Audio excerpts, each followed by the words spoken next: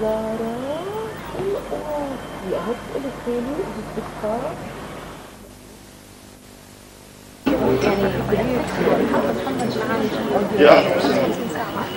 أيها العزيزات أيها الأعزاء، نتشرف الليلة في دارة الفنون والتعاون ما بين دارة الفنون والمركز الأمريكي واليوسعيد في تقديم هذه المحاضرة المهمة في تنسيق مواقع للمناطق الجافة. Professor Margaret Livingstone, we are honored tonight to have you here at Darat al-Funun in this beautiful Roman temple of Hercules, to share with you your vast experience of how you change our arid landscape into green one. And I hope everybody will enjoy your lecture. So welcome to Jordan.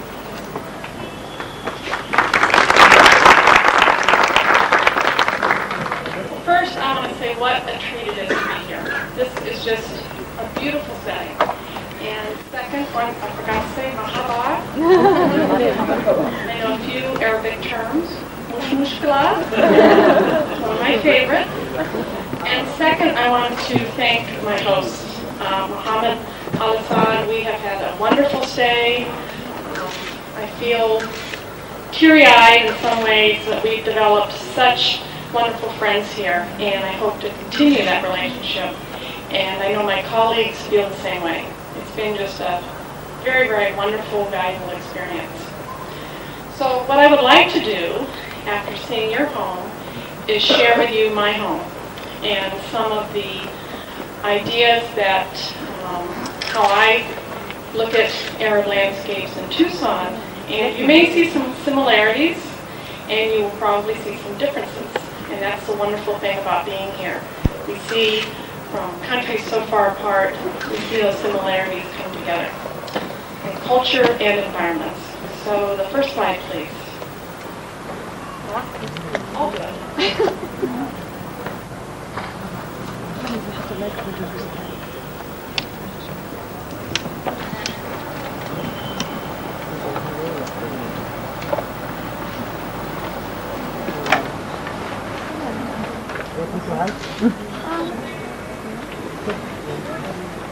Just right here is fine, as long as I don't block your view.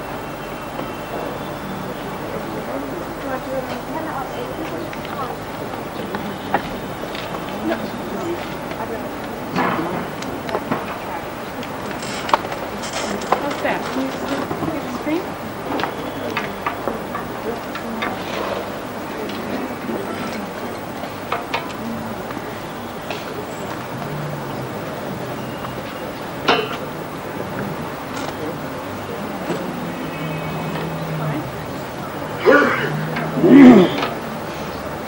How's that? Can everybody hear me?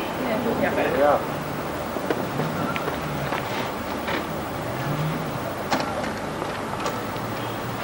Okay. This was a very interesting talk for me to put together. For one thing, I wasn't that close to this culture. I didn't have that much experience. I wasn't sure what kind of audience I would have. So I thought to myself, what would be the best way to show you my landscape, the one that I live in? And I decided that I would sort of give you a little bit of everything, just so that you can get a sense of what type of landscape Tucson has. So my talk will be divided into three major sections. The first section will be an introduction to Tucson, and I'd like to cover three different areas. The first one being the environmental factors. What kind of environment are we dealing with? Plants, a little bit of animals, watercourses. Second and the third have to do more with human influences, because obviously we have such an impact on the landscape. And you will notice some similarities with land uses and some of the changes we've had in our environment which are very similar to yours. The second category will be my interpretation of water conservation. I think each one of us think of that in different ways, and so I'm going to give you my interpretation of how Tucson addresses water conservation. And the third section will be landscapes of Tucson, which will be a visual smorgasbord, visual sampling of different landscapes of Tucson. The environment. We live in the Sonoran Desert. For those of you not familiar with Tucson, it's basically in the southern part of Arizona. We are embraced by two other deserts on either side of us. To the west of us is the Mojave Desert, and to the east of us is the Chihuahuan Desert. All three of these deserts are considered warm deserts. We also have the Great Basin, which is up into Utah, and that is considered a cold desert. So oftentimes when we're discussing arid landscapes in Tucson, we leave the Great Basin Desert by itself because it really isn't as relative as the Mojave and the Chihuahuan Desert. Now, relatively speaking, the Sonoran Desert, again, is sandwiched between these two other deserts, and it sort of falls in the middle range. The Chihuahuan Desert to the east gets more rainfall, and the Mojave Desert to the west gets less rainfall. And you can sort of understand that just looking at the vegetation. The Chihuahuan tends to have a little bit more lush look to it, if you can imagine that in a desert. And the Mojave Desert is very sparse. Now, Tucson is in a valley, and we are surrounded by three predominant mountain ranges. And if you were in Tucson right now, on the purple edges, this is what you would be looking at. So if you can envision yourself standing on the edge, looking out, this is what the landscape would look like. Well, let me tell you a few things about this landscape. I'm going to go into the vegetation a little bit more in a couple of slides. But right off the bat, when you look at this slide, you might notice that very unique plant on the right. And I know a lot of you know this. This is the saguaro. And this is really the symbol of Arizona, and particularly southern Arizona and the southwest. A lot of people recognize the saguaro. It is, in the surrounding environment around Tucson, it is the tallest feature of the vegetation. Notice how the other vegetation is relatively short. It's usually less than 3 meters tall.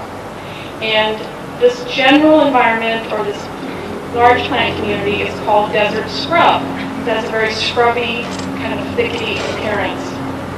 Now, one major difference between Oman and Tucson are the soils. We have very poor soils, relatively low fertility, very well drained, so therefore the plants have to be very opportunistic in terms of their adaptations to low fertility and very low water. For example, the cacti is also prickly pear, which is sort of the plant that the cactus with the roundish pads in this picture, and the saguaro are very smart. They have basically two root systems. They have a very deep root system for large rainfall patterns, and then they have a very shallow root system for short rainfall patterns. So they have basically two ways to collect water. They're very smart. The other adaptation they have is a lot of plants will use other plants as nurses, in the sense that they will become established under those taller plants, and it will protect them as they mature. And this is a concept I try to convey to my students, to look at all the different nurse plants and microsites we have in our arid environments to provide sort of a shady, almost oasis spot for other plants. It's very effective. So for example, when we're doing designs for creative landscapes, I try to let them look at the shade of the trees and how that can help the plants underneath. So we learn, when we look at our environment, we learn how we can take this information and use it in creative landscapes. Now the other thing that's interesting for me anyway, when I look at Oman and Tucson, is we actually, certain parts of Oman, we have very similar rainfall. So we have about 300 millimeters. What's very different is when we get the rainfall. This graph illustrates how we have what we call a bimodal rainfall pattern. We get approximately half of the rainfall in late summer, usually around July and August, and then we get the remainder of the rainfall during the winter, usually December and January. This is a 20-year average for both Amman and Tucson, and I know now a lot more about Amman's microclimates in the sense that there's a lot of variation in rainfall patterns, whereas Tucson is settled in a very flat area, particularly compared to Amman. Very, very flat. So you can see right away how those plant variations start to happen. We have plants that are adapted to having both winter rainfall and summer rainfall. Typically our woody plants use the winter rainfall, the trees, the shrubs. They do a lot of growing during our winters because they're not cold. And then that summer rainfall are used for our herbaceous plants, like the native grasses. They all flower in the fall after getting all that rainfall. However, we use a lot of Mediterranean species in Tucson because the summer rainfall for them is almost a bonus. They're adapted to having that dry summer. However, we have to be very careful because some of the species are so adapted to a dry summer, they basically get too much water in the summer and we lose them. So there's certain species that we've learned do not do well in Tucson because they cannot tolerate that summer rainfall. It's very interesting. We also, I know with some of your rainfall patterns, we have what I call violent storms. It's almost like a celebration for us in the summertime when we have that summer rainfall. Because you'll notice, let me just back up. For July and August, the tall blue spikes, those are very sudden, strong storms. And one problem that we have, one of the biggest problems we have in Tucson is erosion. How do we preserve our soils? There's all sorts of other influences that affect our soils, but the storms are one of them. Because basically, the soil cannot absorb that water fast enough during those very violent storms, and we lose some of our soils. So let me talk a little more detail about the vegetation, the natural vegetation. As I mentioned, right around Tucson we have desert scrub, and it's basically two communities within the desert scrub. It's the Arizona upland and the lower Colorado River Valley. The Arizona upland, an example of that was that first slide I showed you. The predominant species are the palo verde, the foothills palo verde, and the saguaro. You will also have, you can notice in this shot, it's a little closer, a lot of smaller shrubs below the palo verdes. But notice how they're very multi-trunked, very thicket, and the palo verde, notice the green bark. So that plant is photosynthesizing even without leaves. It has that wonderful green bark that works as a food machine. This is what Tucson looked like before basic development occurred throughout the city. It was basically a creosote flat. And interestingly, in this plant community, it's almost what we call a monoculture. It's almost entirely creosote, the predominant species in this plant community. However, it also serves as a nurse plant for certain grass species, such as the one in the foreground here, which is bush muley. And this plant is very important for our native desert tortoise. We also have transition zones, as you can see in this slide, which shows the transition from the creosote into the Arizona upland. So you get a little bit from both communities. The other very, very valuable resource we have are ephemeral watercourses. And they're generally classified as either xero-riparian and mesoriparian. Xero-riparian refers to the smaller washes. And this is an example of one. The wonderful thing about these watercourses is they run right through town. So this is a very urban location here. This is right in the center of Tucson. We have these wonderful xero-riparian washes. And when I say xero, they're basically small streams that are fairly xeric in nature, but how you can distinguish them from the Colorado River Valley area or the Arizona upland is they have a higher density of plants. They may have similar species, but they have more foliage and a higher density. And you also start seeing the mesquite, which is another very, very ubiquitous plant in this region. And that's the tree species right to the left side. This is an example of the mesoriparian area. In this case, when you have greater water flow, and I should mention, I forgot to mention, if some of you don't know what ephemeral means, it means basically seasonal. We have, most of our water courses typically do not have water in them. It's a very shallow water table under the surface, so it's a rare occasion, like during summer rainfall and the winter rainfall, that we actually have water in these courses, and people get very excited about this. And again, it's part of our seasonal change because we have, such subtle seasons. People get very excited when water is running through here. But you can imagine these are basically corridors that run through Tucson. The larger water courses, we have two major ones that straddle the Tucson proper, the majority of Tucson. And these we actually have, in some cases, developed linear parks alongside the water courses for people to walk and not necessarily get into the wash or disturb the wash, but to enjoy those areas. They're extremely important as highways for urban wildlife. We have a lot of species that move along these water courses, live in these water courses, and it serves as a connection for them up to the upland areas and the mountain areas. And a lot of people in Tucson really enjoy that urban wildlife. Here's an overview of what a mesoriparian area looks like, and you can see right away the difference in the vegetation. So it's much more significant than the xeroriparians, where you have totally different species. You have the large green tree, it's called a cottonwood. It's Populus fremontii. I know you have some poplars here. This is our native cottonwood, and it's extremely important because it's such a tall tree compared to what you see in the drier areas.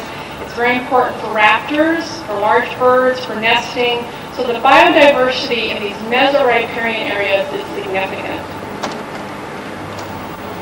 Let me switch demographics a little bit. You notice I'm going to sort of move quickly through each one of these so we have plenty of time to look at those visual examples of Tucson landscapes. We are a very multicultural city, as you are, and we have basically three sort of groups that I think of in my mind. We have immigrants from other states. We have a lot of people who move to the Southwest for the warm climate from other states in the United States. We also have people moving from other countries. The most significant group moving from other countries is Mexico, which borders Arizona to the south. So I put them almost in their own classification because they have such a significant impact on our culture. And finally, the Native Americans, they also have a very significant impact. This would be an example of what was brought from other countries early on. This is the Tumacacori Mission Garden, which I know Zeki's in the audience, and he probably recognizes this courtyard garden. And you'll notice a lot of Mediterranean plants that are grown here. There's myrtle in there, vinca, in the back is the olive, and in the foreground is actually one of our native mesquite trees. So when the Spanish and the French missionaries came into Mexico and migrated towards the north, those plants moved with them. And so we have many, many traditional Mediterranean gardens that were established long ago. This slide embraces the Native American influence, which is embrace nature, look at plants, and use plants, but not abuse plants. So use the resource, but again, don't overuse them. They use them for medicinal purposes, spiritual purposes, edible plants, and building materials. For example, mesquite was a very important building material for homes, for firewood, for all sorts of different uses. And this is an example of a Mexican-American garden that was developed at our botanical garden. And I'm just giving you a little slice of this garden. As you're walking into it, you can see what an oasis effect it has. There's a lot of color in these gardens. Bougainvillea is a very common plant. Thank you. I forgot I had a pointer. Except I get kind of carried away with these things. I end up pointing everywhere. But here's the bougainvillea just peeking over the adobe. These wonderful Sansevieria. You know, the common name we use is mother-in-law tongue, which I don't think that's very flattering. Isn't that terrible? You know, I was going to swing this around a little bit because I keep turning my head.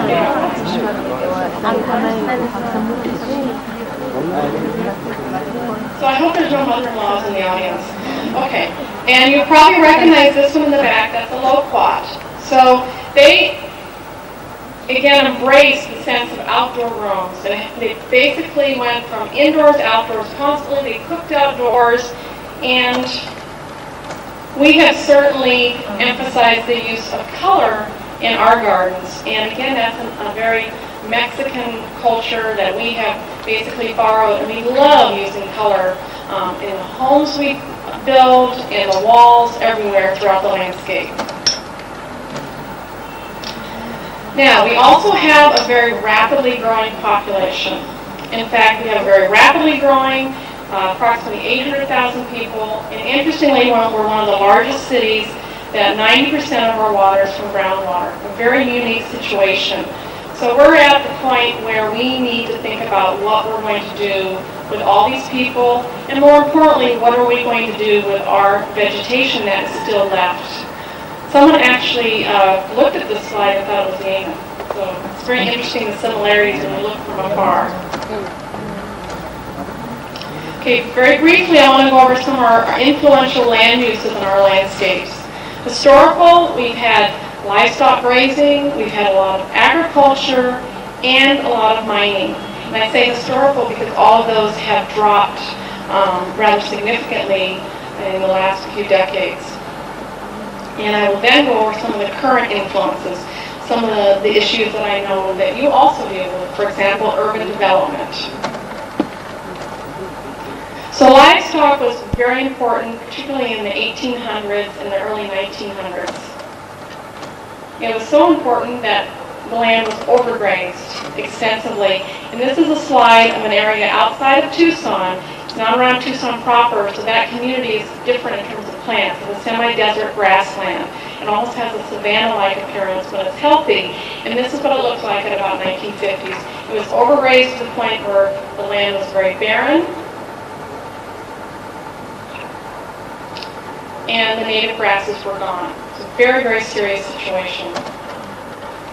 It was so serious that they could not get the native grasses to come back once they took the livestock off of it. This is the exact same shot. It's 1950, and I think it's right at 2000 it's just taken. And you might look at that and think, that looks really healthy now. The only problem is the land was so degraded that we had to introduce a grass species from South Africa that absolutely loved our environment. It loved it so much, it moved into environments that we really didn't mean for it to move into. It moved into Arizona upland, which is a community that is not adapted to fire. Semi-desert grasslands are, the uplands are not. So all of a sudden we had now introduced fire in a community that was not adapted to fire. So we're changing the ecosystems. We've also had, as I mentioned, a lot of agriculture in the past, and now we're having agricultural land being abandoned. And the same situation happens with mining. And what happens is vegetation, once it's abandoned, the vegetation is gone, and we have a problem that you're familiar with. We have huge dust storms. So what we try to do is influence people in our situation to revegetate, rehabilitate those lands as quickly as possible, preferably before water is off of that land. For example, in agricultural land, they actually irrigate in the Southwest. So we want that area revegetated before they turn off the irrigation. Currently, urban development is one of our sort of more prominent land uses and one of our problems too, and increased recreational use. Where do we want people to be concentrated and what areas do we want to protect?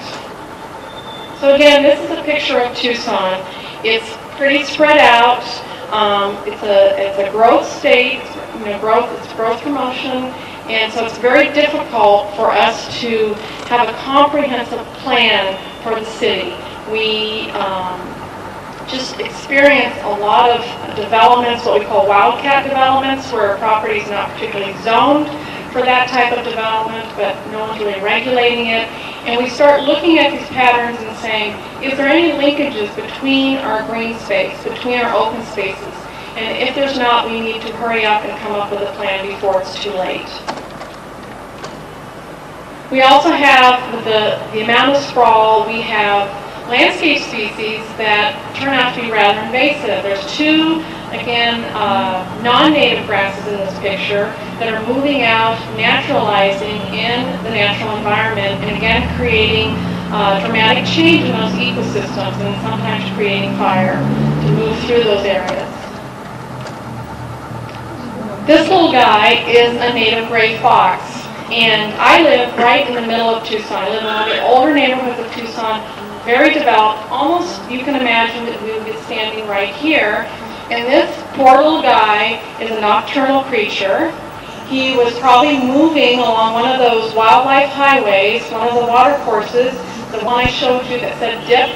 He was moving along one of those smaller water courses and probably got disoriented because his water course or his highway had now been fragmented. And he got caught in the neighborhood during the daytime. He usually moves at night. So one of my neighborhood kids came to my house and said there's this huge fox in the tree, which of course I rolled my eyes and said, are you sure it's not a cat? I said, no, I'm sure it's a fox. So I went down and looked at it, and sure enough, here's this little guy sitting up there. Now, it was really fascinating for the neighborhood and for those children, but in some cases this is quite serious because people can be rather destructive or abusive to native animals. They want to poke it and touch it. And so we worry about these kind of wildlife getting caught up in our fragmentation. It's a very serious problem. And those wonderful mesoricarian water courses I showed you, people love to be in them. They're like being at Shangri-La. They're lush. They have water pooling and running, but they're also very fragile in terms of erosion, people walking on the banks when they shouldn't be, disrupting the wildlife. So we try to monitor those areas as much as possible. This is a field trip I took out there, and they monitor how many people go in this particular area of the creek. You have to get a permit, and they have a ranger that patrols the area to make sure that you have a permit to be in there. And they also have basically a handout you have to read about what you can and cannot do. And this slide just reminds me that sometimes people think doing a little bit of damage or taking a little bit of this or a little bit of that is not a problem. But everything in these ecosystems are very fragile and they're all connected. So if you no longer have cover on the soil, then you start losing the soil. If you lose the soil, you lose more of your plants, you lose the wildlife that's associated with it, the insects that live there that feed the wildlife. We all know it's a very, very large circle, and once you disturb one piece of the pie of that circle, you disrupt the whole thing. So when I think of water conservation, I think of three areas. From my perspective. The first thing is the need for community support. As I mentioned, we're rapidly growing. We're also a very transient population of Tucson. We have a majority of people that move in and out of Tucson within 3 to 5 years. So you can imagine what that means about educating them about the region. They move to Tucson often because they want warm weather. They don't necessarily like the desert, but they like that nice warm weather, so they want to create more of an oasis setting. We also look at how we can use education to practice conservation issues. And I always say, if those two avenues don't work, we always, quote unquote, beat them into submission with regulation. We watch them, we try to monitor them, and try to make sure that, especially on large development, they follow the regulations that they're supposed to. But that's always a hard goal to achieve.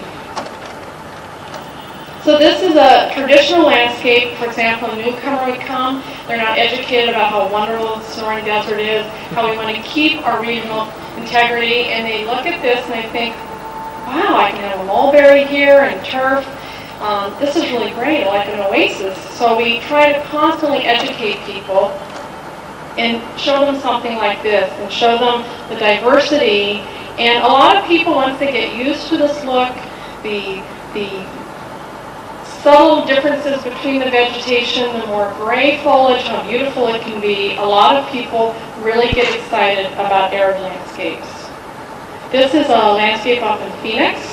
It's a public landscape, and it's been very, very successful in terms of the responses. The education in terms of teaching conservation principles, we try to stress the concept of xeriscape. It's a wonderful concept because most people can remember that word. It's one word, and the concept that we're trying to stress is conveying effective water conservation in combination with creative landscape designs. It was actually trademarked by the Denver Water Department in 1981, and it's stressing arid with the use of landscapes. Interestingly, people sometimes will have negative connotations with xeriscape because they think we're, in some cases, talking about just cacti and rocks. So we have to educate them about the concept and then what kind of landscapes we're talking about. Very quickly, there's 7 principles of xeriscape. First, I'm going to go over the first 3 and show you some examples of those, and then the last 4. First 3, water-wise planting, low water use plants, and limiting those turf areas. And what we mean by water-wise planning is zoning your landscapes, making the areas that are your high-activity areas more oasis-like, and making areas such as this, which is actually my front yard, which is close to the entryway, but almost like the peripheral edge of my yard, more low water use. And in this case, I wanted to attract birds and butterflies, so I have a lot of native vegetation here that attract that type of wildlife. Then in backyard areas or private areas, you can start creating more of an oasis effect. For example, the palm tree in the background. Let me focus that a little. Mixture of both drought-tolerant and more lush-looking plants. We try to get people to have, again, those oasis effects in the high-activity areas. And you also don't need water. We can create these wonderful oases with a shaded patio with perhaps more lush-looking plants around it. And believe it or not, this turf was actually cut in half. It's all relative. We have some people that their idea of having turf is turf the size of a soccer field. So we have to constantly work with the individuals we're trying to influence, and it's all relative to what their concept is of low water use. The last 4 are water harvesting, efficient irrigation, mulch, and proper maintenance. I always tell my students maintenance is essential. It's, 1/3 of the 3 parts of a design. The design itself, the implementation, and what kind of maintenance is that design going to have. This slide shows very simple water harvesting. In our workshop, the last 2 days we've had a workshop. We've had much more extensive training about cisterns, which is a historical system that has been used here. We've talked about harvesting off of roofs, patios. This shows how you can harvest off an existing slope and move that water towards another planting within your landscape. It can be very effective and not let water just waste away into the street. This example is pretty much a standard example of an arid landscape in Tucson. It demonstrates a few concepts. First, it has an underground irrigation system, a drip irrigation system that has an emitter that goes to each plant. We also use a lot of inorganic mulch right here, and it's basically very small pieces of crushed granite. And depending on where that granite is taken from, it's usually left over from products they use for building materials, and it's sifted. It comes in different sizes, and it also comes in different colors. So this is a very, almost a tan to center color, which is a very popular color in this area. And oftentimes they'll pick a mulch that either contrasts or more times it actually complements the house color. This also shows how you can gather that planting design that has a layering effect, starting with your overstory species. This is actually another Palo Verde. It's not the foothills. It's one called Palo Brea. And notice the wonderful green color on that bark. It's really a lovely plant. And then we have our accent plants and then the lower plants in the foreground. It gives a wonderful composition, and it shows people that you don't have to be, very sparse with your plantings. You just have to be conscientious about what kind of layers you're creating and how wide you want that planting to be. Regulation, I'm going to be very brief on this, but I want to show you a few of the concepts that we use. We have various ordinances, and this is just a small number of them. One of them is the Native Plant Preservation Ordinance, and what that does is when someone goes in to develop a large area of land, they have to deal with the native plants on that plot of land. They have various methods that they can use on how they want to deal with that. 3 general methods. One is they can have a set-aside area where they leave aside or set aside 30% of the site that will remain untouched. Another method they can use is if they choose to grade almost the entire site, they have to replace a certain number of plants at a 3-to-1 ratio. So let's say they had 5 mesquites on site, they totally grade the area, they have to replace it with 15 nursery-grown mesquite trees on that site. The last one is basically a combination of those 2, or excuse me, there's 4.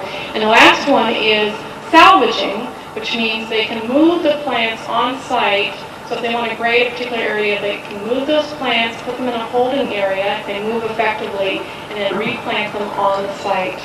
The watercourse ordinance protects those wonderful watercourses I showed you from disturbance, and they all have to have a buffer area around them.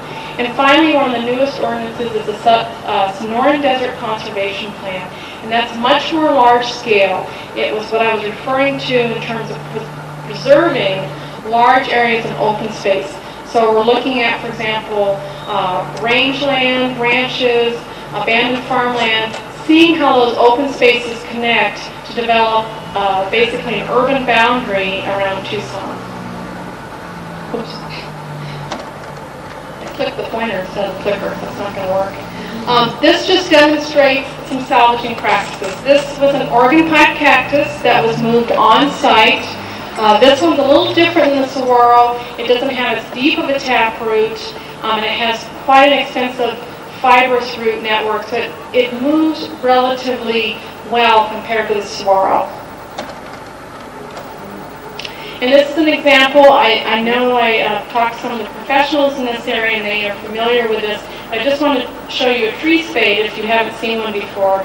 Basically works like a big claw, opens up at the bottom, goes around an existing tree, and grasps that tree, and then moves it to another location. And the wonderful thing about salvaging practices is they're getting better and better at it. They know, for example, how long the plant needs to remain on irrigation once they move it, what kind of shock it goes into. So we're losing less and less plants with these methods. Now, in some cases, in fact, many cases, let's say someone goes in and grades a development. They have a certain amount of area, what we call the grading zone, that they have to revegetate. They essentially have to revegetate up to the building line, or if the building, let's say the house has a wall around it, they have to revegetate the graded area up to that. And they all have grading limits around those type of developments. They can only go out a certain distance. There's fencing put around the area so that the bulldozer drivers can't accidentally go tumbling down into the wash. They know exactly where their grading line is. And in some cases, they actually have a monitor out there to make sure they don't go beyond that line. And this just shows you a few revegetation projects. So this is with native grasses. The person specifically wanted to attract birds. So we have a lot of native grasses in this one. Seeds, the birds collect, and this has turned out to be a great project. It was on irrigation for the first year, and since then, it's basically on natural rainfall. The trees that you can barely see is an example of our native ash. So I know you have ashes here too. In the background, you might recognize this native plant. For you, for us, it's not. That's oleander in the background. And this little plant right here is one of our native acacias. So a lot of similarities between our landscapes. And we use oleander very frequently as a screen or a hedge of some sort. It's a great drought-tolerant plant for us. It does not naturalize in washes, which is good for us because if not, for us it's considered an exotic species, not a native species. And for those of you who aren't that familiar with landscapes, the reason we're so concerned about exotic species is, again, they oftentimes will displace the native species and change that ecosystem. So we try to make sure those exotics don't move out into the natural communities. This is another revegetation project, and this is an example of what I was talking about where it had to be revegetated up to that wall line. So this is all new plant material. We put in both the prickly pear that naturally occurred there and other species that, such as brindlebush, this one right here, that also naturally occurs in this site. We did cheat a little and put in some California poppies, but these are not very invasive. Basically, after 2 years, they typically need to be reseeded. So we're very careful, and this is really in the center of the subdivision, pretty high in the uplands, but I would never put, for example, these seeds in more natural areas. And again, we're very careful about what kind of seeding mixes we use, that we don't introduce invasive species. And this is an example of trying to get that mix as close as possible to what occurs there naturally. So this is the development line from the bottom of the slide up to here, and this was the existing vegetation right up here. And you can see it's almost seamless as you move up that slope. You can't see where it begins and ends. This is another one of our native plants called Ocotillo, and it's a wonderful plant. It's very drought adapted. It will oftentimes leaf out several times during the year depending on how much water it's getting. So you'll see it leaf out and you'll see it without leaves, and it just keeps doing that process. It gets these wonderful red flowers that the hummingbirds love. Okay, I'm going to move into some of those visual slides, and I've organized it basically constructed elements versus natural elements, but there will be a lot of overlap between all my slides. So I'm going to talk a little bit about outdoor patios and walks, some of the typical materials that we use in Tucson. Walls, seating, we call them ramadas. I know you call them covered porches, water features, and sculptures. So brick is a very common surface for us to use. Again, that's more of a Mexican-influenced surface. It looks very lovely, particularly in more formal designs, and it just blends in very nicely with our desert colors. And you probably recognize perhaps this trunk here. We use a lot of Aleppo pines. This was actually a Christmas tree for this household, and they wanted to plant the tree in the yard. So this Aleppo pine is approximately 12 years old, quite large. You can imagine it gets quite a bit of water probably. And this is a euphorbia, and I've noticed a beautiful euphorbia in the wild fields around Mon. It's a great landscape plant for us. Another surface we use is flagstone. This is flagstone set in mortar. We have a lot of very, very, very skilled masons from Mexico. They're third and fourth generation masons, and they're basically the best masons that we have, and they're excellent. They're unbelievable how they can get these seams on the flagstone so thin. It's just incredible. This is an example of a natural water feature in terms of, it wasn't existing before, but they want it very naturalistic in its appearance. And it's just a little trickle of water right down here, and we have a purple prickly pear in the pot to the left. This is an exposed aggregate surface that tends to lend a more contemporary appearance. And this is one of our native grasses. It's a bunch grass, which means it doesn't spread by underground stems or above ground stems. And it's been researched heavily. It doesn't spread into the natural environment. It's from a little bit higher elevation than Tucson, so it really cannot survive without irrigation. So that's a plus. In some cases, it can be put on extremely low irrigation, but we don't have to worry about it spreading into the desert. But you can see it has a beautiful form in the winter time when the shadows are low. It gives wonderful shadow patterns. This is I think you might use this one, Acacia stenopola, shoestring acacia. This is a combination of exposed aggregate and a stone wall. The stone was harvested, or I should say reclaimed, from an area nearby. We used a lot of stone and combination of materials in our landscapes. And this is an example of a landscape in Phoenix with the sandstone seat wall, exposed aggregate. And the wonderful thing about these nice bold surfaces is how they complement our fine textured plants in Tucson. Compared to we have a lot of much more fine textured plants than you do. You have, pomegranate, oleander, carob. Those to me are medium to almost a bold textured plant. So in some ways I look at your landscape as even having greater potential for air landscapes because they have naturally a more lush appearance than we do. We really have to get people in sync with the desert in Tucson, and that can really be a battle in terms of people's perspectives of what their landscape should look like. And this is just a combination of materials, the split face wall, the flagstone, and then the interlocking concrete pavers.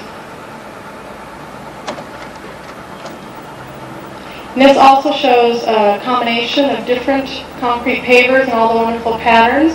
And of course you probably recognize this guy, the Arab date palm. We use this one a lot as basically a wayfinder or a skyline tree to lead people into areas. And it's become a lot more popular than the Phoenix canariensis. We used to use a lot of the Canary Island date palm, but now the Arab date palm has more of a desert feel to it, and people like to use that one in landscapes. This is a material made out of sand and cement. It's either troweled on or sprayed on. It's called stucco. Again, it has we're influenced from Mexico, and it has just numerous uses. We use it quite a bit. Again, this is the euphorbia that I showed before in that very lush garden in the foreground, and then this is the barrel cactus. It's not native to this region, but because of its wonderful yellow spines, people really like to use that in landscapes. This shows a smooth finish of stucco, which is very popular. You're probably all aghast at me actually showing you a swimming pool when we're talking about water conservation. But this is one way you try to influence people. Well, if you're going to have a pool, at least make sure you don't put lawn and high water use plants around those swimming pools. So it has a very natural form to it. And also the use of boulders. We have the exposed geology around us. People take from that exposed geology, exposed rock, and they want to mimic that in their landscape. So we use a lot of boulders. And this shows a rougher texture stucco. So again, you can use all sorts of different textures and colors. When Muhammad took us to Petra, I was fascinated by, it seems like all the colors that I saw in Petra are all the colors that we use for our homes and walls. It included the entire color palette that we use. And this is a very interesting, I also saw gabions exactly like this one along the Dead Sea, and here they used it as a wall and then put on a form, concrete form on the top of it, and it's giving that very naturalistic look to this wall, and then combining it with, again, this is that native bunch grass. It's a very nice organic feel to this slide. We use stone. This is not my design. That's a huge fireplace, I realize. But a lot of people do use their spaces at night, and particularly in the wintertime, they like to have a fire roaring in there. It's hard to imagine, but this does happen. But we do use a lot of stone. And this can give a wonderful pattern like flagstone, but you get a much greater variety in the colors and textures you get with that stone. This is a more rustic appearance. This is actually a slide I borrowed from a friend of mine from Mexico. And what I love about this is how the stone patio just slides right into a very small water feature. This is actually a relatively small courtyard. And you can see this site is actually in a warmer microsite than Tucson. They have a philodendron growing outside. We typically, if we grow this species outside, it has to be under a covered patio with some protection. Natural materials in terms of covered patios, the natural bamboo for ramadas gives a wonderful, again, organic feel to the outdoor space. On the other extreme is a very functional ramada. We have a very hard time with wood because it is so dry and hot. It tends to splinter pretty quickly. You have to frequently seal it. And this steel ramada will be extremely durable. So it has the stucco columns with the metal beams. And the screening is the screening that we use for security doors, the screens. It's very durable, and it's been painted almost sort of a dark mauve color. It's hard to tell from here, but it's a slight purple color. And this is just shows, and I know this is the same from on, the wonderful shadow patterns we get with our bright sun. And we try to use this to our benefit as much as possible, particularly in the winter time. It just gives a wonderful feel to those areas. Color. We use a lot of color, as I mentioned, in ramadas and walls. And in this example, you can see there's a lot of native material. It's a blue palo verde. This is a nopalito from Mexico. It's Opuntia ficus indica. I think you may also use that one here. And here's a little native honeysuckle with those wonderful red flowers on it. So we tend to use that color to contrast these fine textured plants. And again, the bold patterns we get from just having cross beams on top. This is an entryway into an east-facing garden. It just gives you that change that you're moving into another space with a little bougainvillea peeking around the corner. Let me move into a few water features. This is a very traditional water feature, representative of the Sharbah, and it's at the Tumakakari mission. So we have a lot of Islamic influence in the garden, again with the brick, large brick patio with a herringbone pattern. It gives a wonderful, traditional, more formal garden that is offset by sort of a looser feel with the plant material. And some people still like to have that type of a landscape, and particularly water features. This one's a little larger than we like to emphasize in residential scale, but it still gives them just a little splash of an oasis, and then the shade created by the trees makes a wonderful patio space. Now this is a little bit more of a regional water feature. They used an old pump from a ranching area and moved it into more of a contemporary water feature with just a very simple concrete form with the rocks in the base of it, and of course these wonderful frogs. So we do tend to mix and match a lot of things. Now this is obviously a much larger scale water feature. It's in a very public space in Phoenix, but I'll show you these guys a little later. This is one of our regional animals. This is our jackrabbit, which I think you have a native jackrabbit also. And people love the jackrabbit because of his rather large ears. They tend to be very lanky.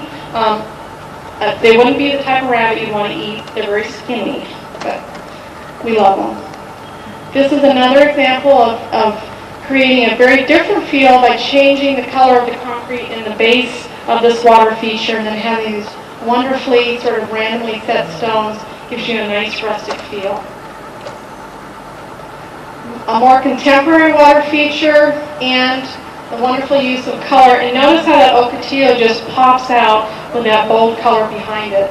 And also a little closer up you can see this honeysuckle. All these very fine textured plants are really highlighted when you use a bolder texture behind them. This is another rather contemporary water feature, small but still gives you a sense of an oasis. Okay, I need to switch to the second.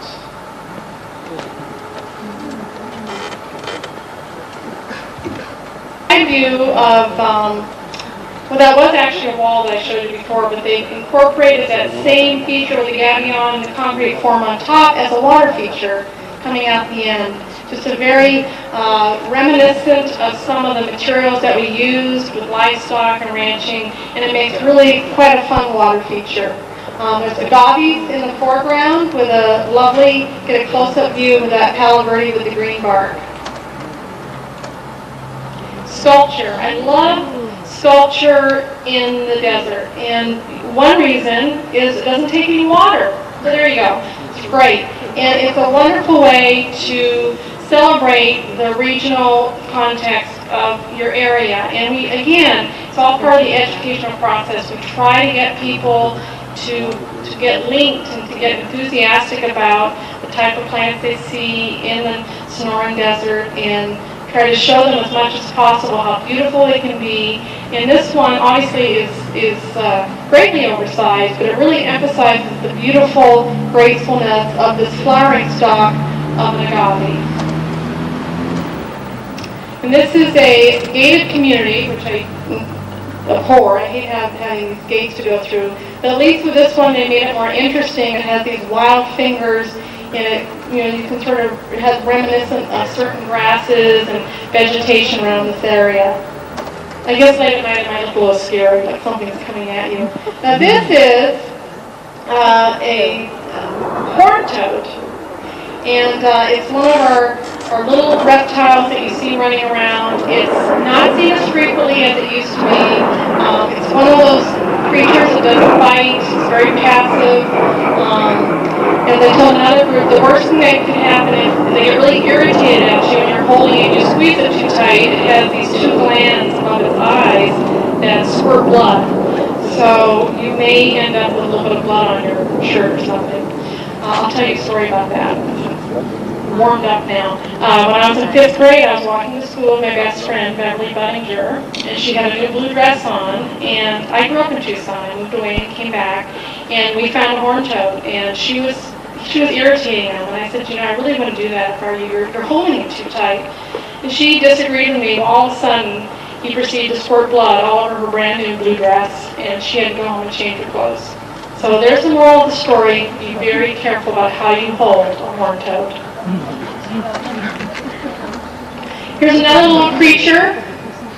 We have a lot of reptiles. Most of them are pretty harmless. We really don't have that many insects. We have rattlesnakes and scorpions, but you rarely see them. People have this image of the Sonoran Desert as very hostile, and all sorts of creatures are going to come out and bite you and you're going to die. That's not the case. We have a lot of wonderful creatures. The Gila monster is beautiful, and it's very slow moving. You have to be basically half asleep or not paying attention for a Gila monster to bite you. It does happen, but it's very rare. And here's that rabbit again, trying to sort of squeeze someone's head between those ears. But again, it gets people excited about these animals. They want to see them. They're unusual looking, and that's what we're trying to do. Okay, natural elements. Pretty straightforward. Some landforms, boulders, existing ponds, not really created ones, or cheating a little. Mulches and plants. So this is again how we use boulders. We tend to use them to stabilize the bank, and in some cases we try to create planting pockets within those boulders. And this is what it looks like before the plants really get going. We create these little pockets, and basically either use seed or plants directly into those pockets to help soften up the effect of the boulders contrasting with the plants. We also use them as design features in the landscape just to give a little bit of extra contrast in the landscape. Now this was a natural drainage way that came right down here, but it needed just a little bit of help. So it has a very, very small emitter at the top, and the water collects down below. And this is right next to the National Forest, and it actually serves as a little watering hole for all the larger animals in that area. We have bobcats and deer and javelina that come up to this area. And this is just another example of how we use natural stone. It's very angular, and this is actually at a reclaimed water plant where the water is being reclaimed and moved through the site and used for a wetland, but also serving as an interesting design feature as it's being reclaimed. And I just wanted to show another example of the mulch, the inorganic mulch.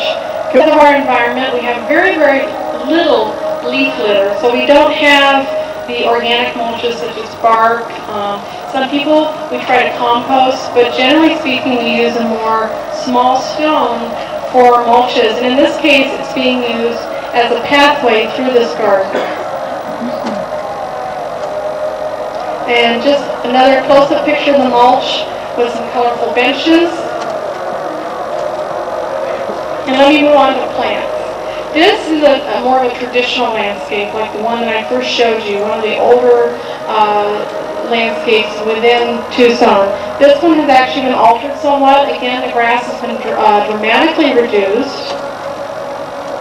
And we try to get people to move towards this direction, which is let's slowly cut back the turf, or dramatically cut back the turf, and start adding plants, in this case native plants, that can contrast this area quite nicely and work very well. And this is another example of having some natives and then some nearby natives. This is the Chihuahuan Desert Blue Yucca.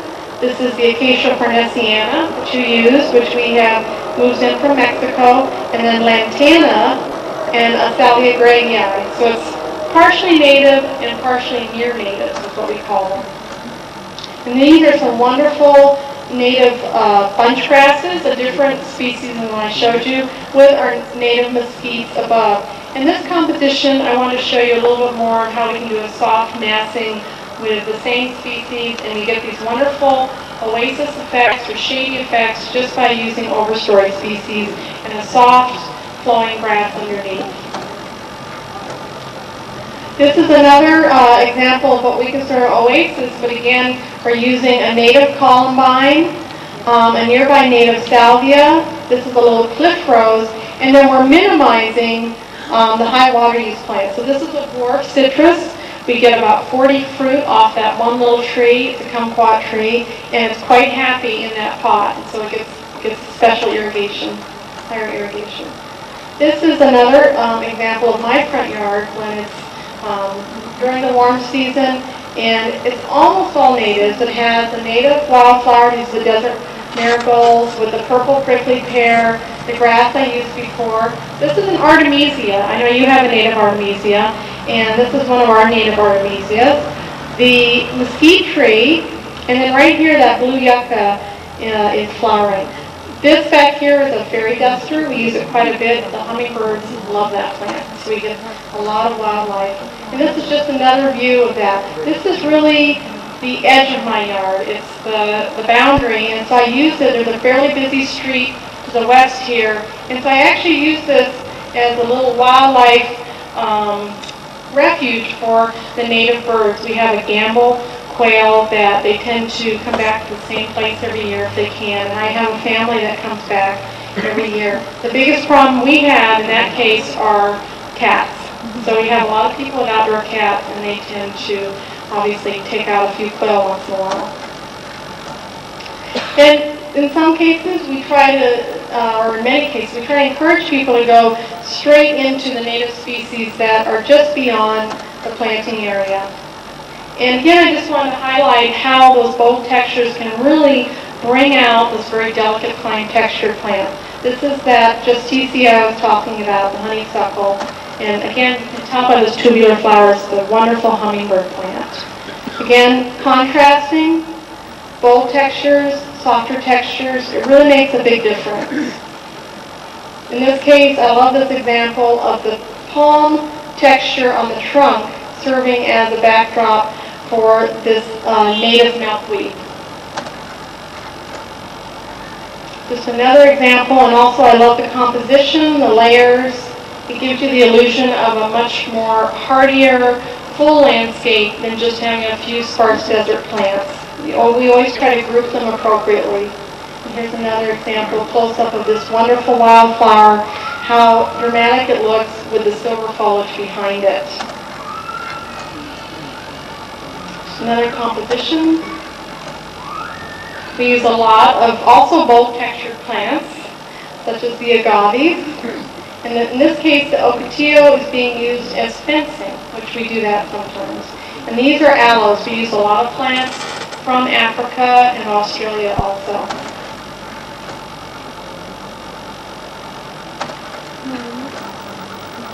And this, I just wanted to reinforce the effect of shade and how wonderful it makes these plants feel underneath. We sort of use those areas for cheating and putting plants that we know will not take the hot reflective heat. We unfortunately don't have the wonderful breezes that you have here, We get a lot of the re-reflection from the surfaces is felt. It feels like an oven sometimes when you're standing on concrete. There's no breeze to carry away that heat. So these plants love having a little relief from that reflective heat. And we try to use hardier plants in pots. We try to stay away from water-loving annuals such as petunias and pansies, and try to create some interest in a pot with something like, this is Daiwan, which is a relative of the sago palm, Cycas revoluta. I haven't seen any here yet, but you may use that one in landscapes. So, from my view, where do we go next? Well, I try to think about going towards a more sustainable landscape in Tucson. As I mentioned to my students, where input equals output, where we're not taking too much of the resource. And how would I interpret, what direction should we go for sustainable landscapes? Well, the first thing is try to select native plants from that existing ecosystem. A lot of people get confused. They think because it's an Arizona native, they should be able to use it in Tucson. Well, Tucson has various elevations, and we cannot use our native oaks in Tucson because that's not where they grow naturally. They grow much higher than 900 meters. They grow approximately at 2,000 meters. So we influence people and try to, again, educate them about what is growing around Tucson. We can always go beyond that and introduce exotics and near natives, but I think eventually we really have to think about what we're doing to our natural ecosystem and how we can enhance that ecosystem that we already have and provide more source populations for genetic purposes to make sure that we have hardy specimens of the existing vegetation. Also, we need to increase our use of water harvesting, definitely. Increase energy conservation, and what I mean by that is we've talked about water conservation, but how about conservation of electricity for mowers and gas-powered weed eaters and gas-powered leaf blowers. The more low maintenance we have our landscapes, the less energy we have to put in to maintain them. And finally, what's really enjoyable to me are recycling local materials. I see some of the sculpture in this area, and I see the recycled materials that are used in sculptures, and I really get excited about that kind of, those kind of pieces. So this is an example of creating, building right back into the natural ecosystem using those same species. One interesting point I forgot to mention earlier are how slow-growing those saguaros are. By the time the saguaro develops an arm, or what we call, they're branches, but we call them arms, they typically have to be at least 65 years old. So that gives you an idea of how slow-growing they are. So these guys are just youngsters. They don't even have an arm yet. Reclaimed water. So this is an example where they're taking reclaimed water, pumping it out into these retention areas, and it's also functioning as a wonderful wetland area for our native birds. So people, again, are almost celebrating their reclaimed water. They go out and bird watch. And this is just recently planted, so it looks very sparse in this slide. I've been told the last month or so that these plants have just taken off. They've used cuttings of cottonwoods and other water-loving plants, and it's just doing great. And this is another example of that treatment center. Reusing paving, for example, this is broken up concrete from one side, and they've provided this wonderful mosaic walking area out of that concrete. This is a rammed earth wall, so taking the soil on the site and actually making walls. The tiles at the base of these walls were made by children in the area, where they made their own handprint and their own tiles, and they were embedded in the rammed earth wall. And this is a bus stop made out of the same surface. This is a site, I also borrowed it from my friend from Mexico. All the rock in this drive area is from rock that was on site. He did not bring in any material. Again, they had fabulous masons in Mexico, and they laid this drive in sand, and it's just mortared around the edge where it hits the wall. But it's just a fantastic landscape, and people really understand and visualize the concept of recycling materials when they see this landscape. And finally, we can do it on a small scale. This is a traffic circle in my neighborhood. It's to slow down people going through the neighborhood. It was a community involvement. We had one of the guys who lives in the neighborhood owns a construction business. He brought his backhoe down, dug the holes, we poured the concrete edge. We got plants donated from a nursery. They're native species, a few nearby natives, such as the Cecilpinia in the center. And then finally, the little creatures around the sides are made from recycled bicycles, and they have the reflectors on it to obviously keep people from driving through the traffic circle. So the concept I like to spread here is we can each do our part even on a very small scale. Thank you very much, and I'd be more than happy to answer any questions.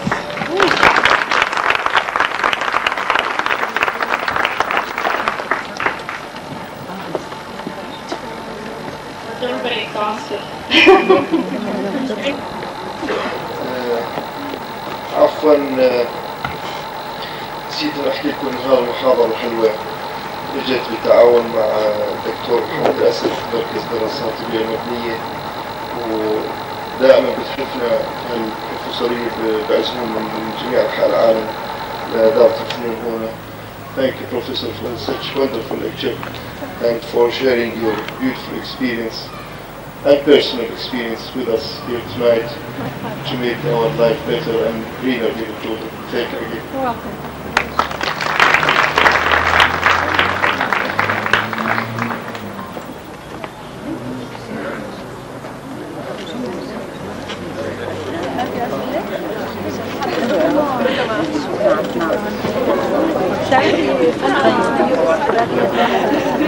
يعني نقدر ندبر الساعة يعني لو زي شبه أول ما يجوا لما ياخذوا